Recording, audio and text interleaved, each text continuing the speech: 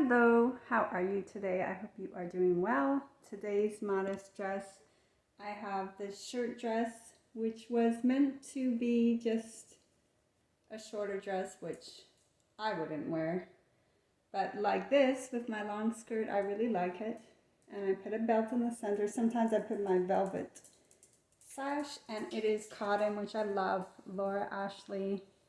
And I'm wearing my coral roses and coral earrings, which match perfect. So it's one of my favorite outfits, and we're gonna go out tonight, so it's a little cold for Florida. But I just wanted to tell you about this really neat product, and it gets off like dead skin on your feet, and it's called Baby Foot. Now they have a couple of different ones available. I tried this because this is kind of like the original one, but I've tried others before that were not as expensive and they work just as well. So what you do is you get this, it has two in it, one for each foot, and you open it up, put it on your foot, and I slip a sock on top of it, and I wore mine for an hour and a half, or maybe more, because I took a nap, I fell asleep.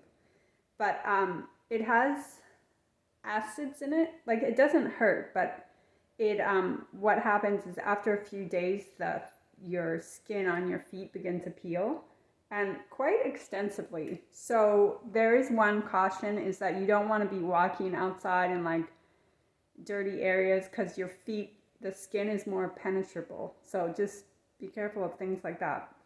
But I want to do a succession of them because I have dry feet. It is related to fungus too, to have that kind of callous skin. So I will show you a picture. Like, this does actually happen. You see all the skin peeling here.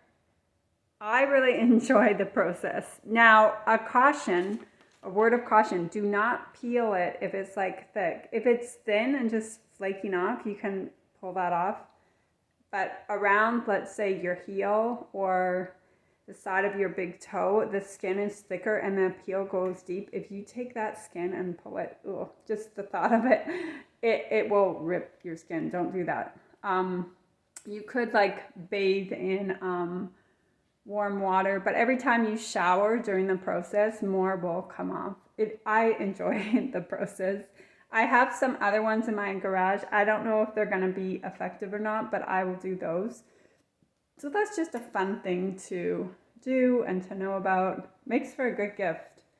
I really enjoy it. It's kind of addictive, I guess. So I am making my morning tocino, which I love. I talk about it a lot. If you want to get off coffee, which I believe is not good to have stimulants, because anything that like pushes the body and stresses the body is going to wear your body out. I think it's very aging coffee.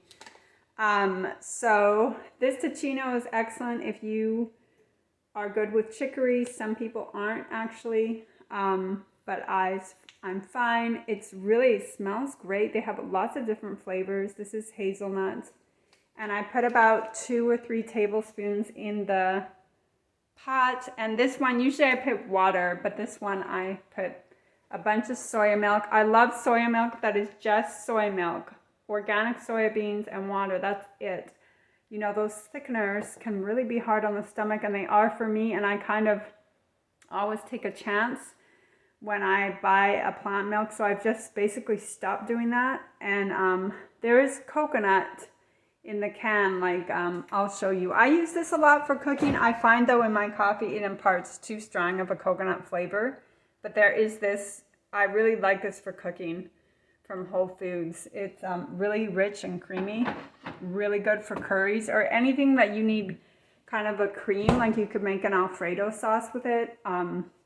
It's really versatile. So, and then I'll mention once again, I use the monk fruit to sweeten because it doesn't have sugar, and it's sweet because otherwise I will dump sugar. And I do eat sugar, but I don't need the extra tablespoons of it in my coffee. And then I have, as I mentioned in my last video, been taking inulin powder. This is from chicory root. It's a fiber.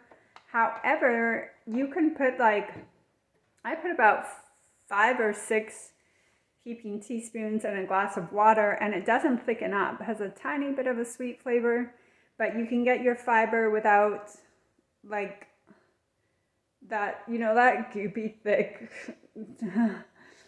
fiber in water sort of thing that makes you want to gag, especially psyllium. And you know, it's interesting because fibers react to us all differently. Like some of us tolerate certain fibers and some of us don't. And psyllium has always been very difficult for me. I'm just trying to get a bowl to seep my coffee. I'm kind of distracted. But psyllium has always been very difficult for me. It makes me feel like really bad and uncomfortable, and it just sits there. So instead of feeling light and like cleansed, it does the opposite. And I tried it recently to see, you know, if I could revisit it, and it really doesn't not do well with me. I've heard that for other people. I did notice that I made a bean soup, and that the fiber in the beans was really good for me. But just really when you're wanting to get good health, which I think we all inherently crave, just observe, see what works for you, see what doesn't. We're all different. I don't go and eat at restaurants, so the food that I do ingest, I make at home, so I can be very observant of the ingredients. So chia seeds is a good fiber, flax is a good fiber, but again, those were not particularly being so amazing for me. So I guess my body just needed to switch around. I do, in my last video, attribute that to having COVID because it inflames the body, and then our body like is more reactive. And since having COVID, which I got twice, I'm just pouring my coffee here into a sieve, or my coffee substitute. Since having COVID twice, it, like each time you do have it, it creates an inflammation in your body. So I notice my body's more sensitive, like it's less consistent, where before something would work and it would work for years, a supplement, and now it's like, okay, it could work, a new supplement that I try could work for a day or a week or a couple days, and then it's like, seems ineffective. And I've never had this before. So definitely we are getting inflammation from the COVID. What else? An interesting topic is our immune system and how it reacts when we are constantly in survival mode. So survival mode is being stressed all the time, and it's our body thinking that there's an imminent danger. And if you observe people with immune dysfunctions, they have had most likely a history of trauma, childhood trauma, and their body is in survival mode for years, constantly. So you'll find that that body breaks down. So it's really important, as Irene Lyon, Lyon, teaches on her amazing YouTube videos that you can get free of charge, to calm the body down. And the stress, you know, like I used to attract or be attracted to the not greatest relationships with men that were dysfunctional, and that also, you know, really put my body in a lot of stress, and my mind and everything.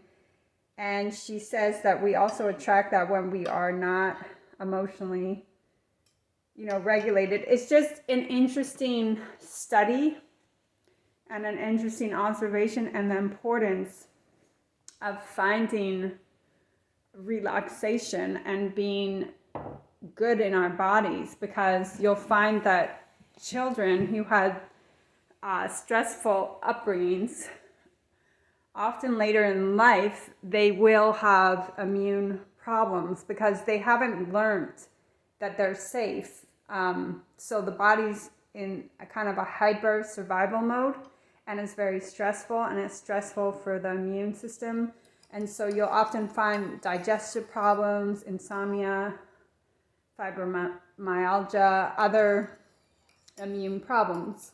So it's interesting, it's fascinating, but that is not to say that one can't get better and can't learn to calm the nervous system down.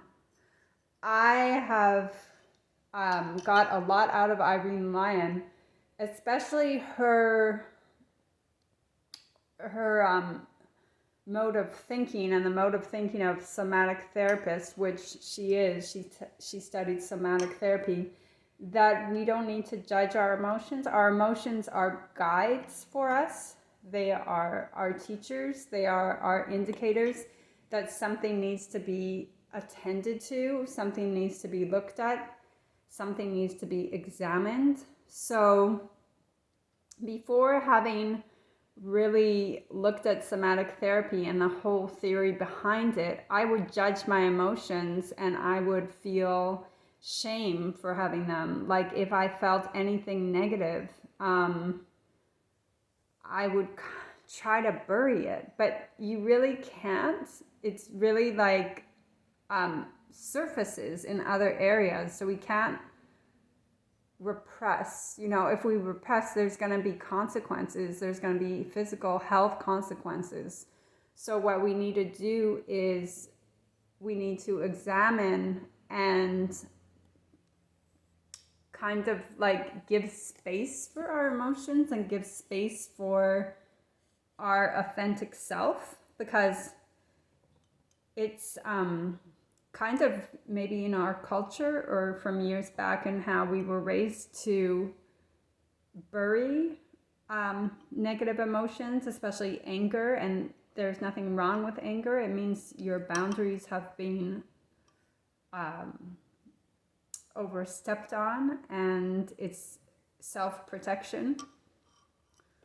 So it's just very validating to see how she examines that and how she teaches it and allows you to accept that. So I find by studying that, I'm much more direct. So if I have a feeling that comes up and I'm in conversation, let's say with my intimate partner, and I feel a certain way about maybe a response, I'll come up and say that feels this way to me.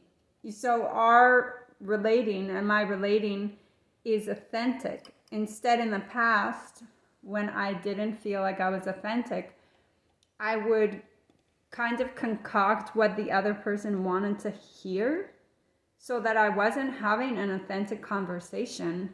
But what happens is it builds a lot of resentment, because you're projecting somebody who you aren't just to please the person, and you're really sacrificing your authentic self. And it's that creates tension between you and your body and your mind.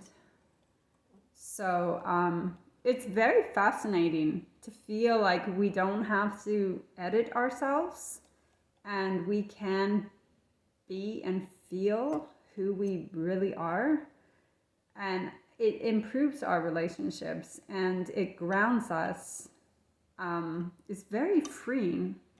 It's very freeing. I wasn't brought up in a manner to where that was really encouraged. So as a default, I kind of like, you can sort of keep yourself from others, and you like in a performance, you're performing, but it, as I said, it builds like so much resentment, because you could really perform if you felt like you had to have love and acceptance for your whole life, and then you really didn't live your life, you know? So it's so wonderful that we're in a time where we're re-examining what we've been taught and kind of the false beliefs. And I don't know. It just really fascinates me. And like she says, some people want to do the work I always have in my life, and some people don't. So I'll end it here so YouTube doesn't cut me off, and have a wonderful day. Thank you.